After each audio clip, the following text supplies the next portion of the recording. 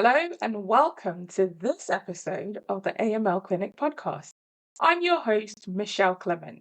I'm a former SRA AML Regulatory Manager, now working with law firms to build defensible AML frameworks grounded in how the regulator actually approaches risk and decision making.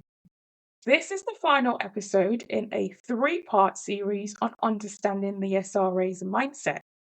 In episode 1, we explored how the SRA assesses seriousness, the judgment framework behind enforcement decisions, the factors that influence outcomes, and the patterns that signal deeper governance issues.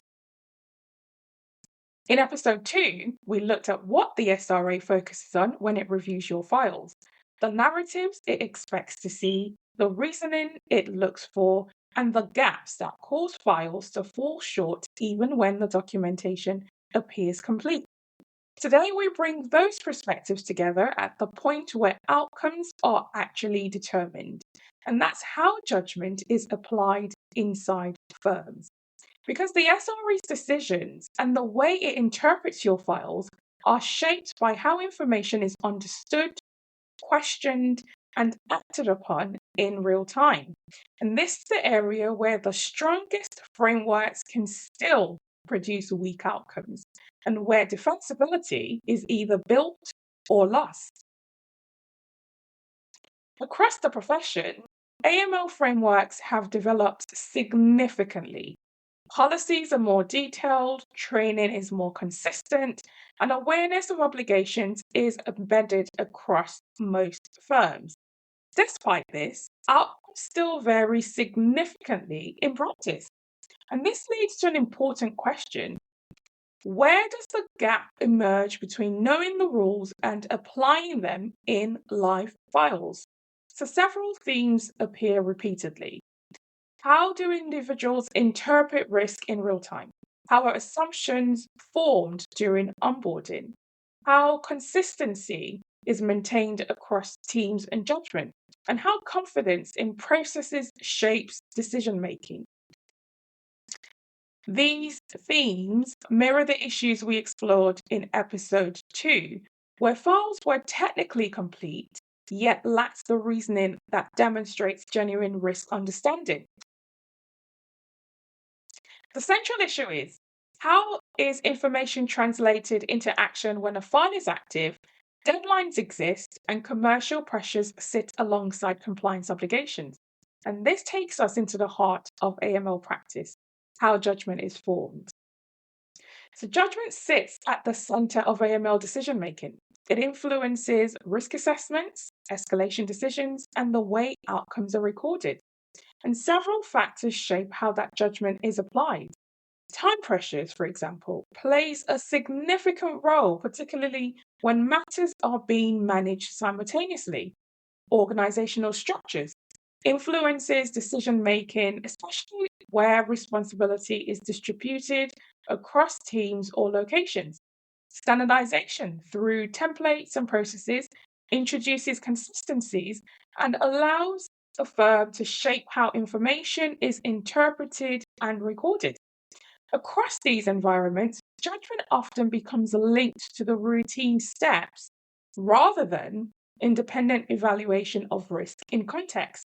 And this becomes visible in how initial risk assessments are completed, exceptions to standard processes are handled, escalation decisions are made, and reasoning is documented. And these are some of the same areas that the SRA scrutinizes during file reviews, as we discussed in episode 2. So they're also the areas that influence aggravating and mitigating factors in enforcement decisions, as covered in episode 1.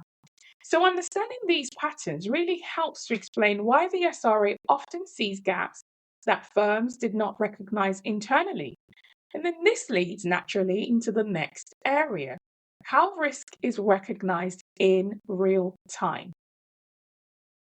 So a consistent challenge in AML practice relates to how risk is recognized in real time. Information is often present within the file, however, its significance depends on how it is interpreted. So more often than not, risk indicators can appear at routine surface level, particularly where matters involve familiar structures or client types. But the complexity will arise, though, through things like layered ownership, where there are cross-border elements or unusual transaction patterns, and goods and services with dual-use potential, etc. Dual-use goods illustrates this clearly. Items that might appear ordinary can carry significant risk depending on the end user and jurisdictional exposure. So, for example, a transaction involving a standard equipment, something as routine as, say, a yogurt machine, may require deep consideration around supply chains, geographical risk, and regulatory restrictions. Now, recognition depends on how signals are connected across the information that's available. And this is the same interpretive skills that underpins the does it make sense test, which we explored in episode 2.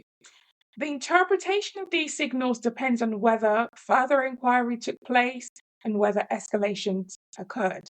Now, these patterns set the stage for the next area, which is where strong processes still produce weak outcomes. The natural point that follows from this is how these patterns appear when the SRA review files. So when you look closely at how decisions are made inside firms, a clear theme emerges. Strong frameworks do not automatically produce strong outcomes. Many firms operate with well-developed AML frameworks. Documentation is complete and procedural steps are followed. The challenge often sits in how those decisions are supported through reasoning. Files can contain accurate forms and structured assessments, yet still lack clarity around how those conclusions were reached. So some common issues include where there's limited explanation of decision-making logic, where assumptions are recorded without support and analysis. For example, files that automatically record sovereign wealth funds as being low risk. That automatically introduces a defensibility issue for your firm. Other examples include where outcomes are documented without a clear rationale and where there are inconsistencies between the risk assessment and the case narrative. And these are just some of the weaknesses that the SRA identifies repeatedly during inspections and investigations. Defensibility depends on how clearly a third party can understand the basis for your decision at the time you make them. And this includes how the risk was identified, how it was assessed, and how conclusions were formed. The strength of a file is shaped by the quality of the reasoning that connects those elements. This brings us to the wider system pressures that actually shape decision making. If you work in a law firm, you will know that there are several structural factors that can influence how judgment is applied across the firm. And these can include, not limited to, operational pressures. They shape prioritization where workload is high, for example. Efficiency requirements. They shape how processes are designed and followed. Consistency. This drives standardization in how information is captured and interpreted. Delegation. This determines how responsibility is distributed. And these are just some of the examples. Now, these factors affect how decisions are made in practice and how risk is escalated within an organization. And over time, decision making often becomes closely linked to procedural completion.